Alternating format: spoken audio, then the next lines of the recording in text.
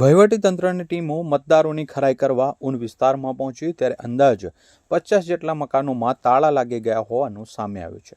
500 મતદાતાઓ ગાયબ હતા। આ ઘટનાને ગંભીરતાથી લઈને સુરતના સાંસદ મુકેશ દલાલે કલેક્ટરને પત્ર લખી તપાસની માંગ કરી છે।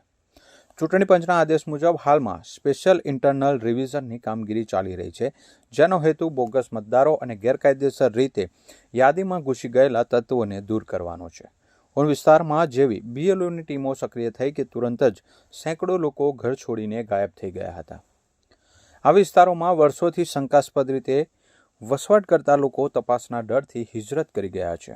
સાંસદે કલેક્ટરને લખેલા પત્રમાં ઊન વિસ્તારની આ સ્થિતિ અંગે ચિંતા વ્યક્ત કરતા જણાવ્યું છે કે જો આ લોકો ભારતના કાયદેસરના નાગરિક અને સાચા મતદારો હોય તો તેમને તપાસથી ડરવાની શું જરૂર હતી।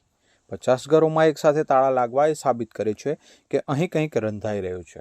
આ લોકો હવામાં ઓગળી ગયા નથી, તેની પાછળ કોઈ મોટું નેક્સસ હોઈ શકે છે।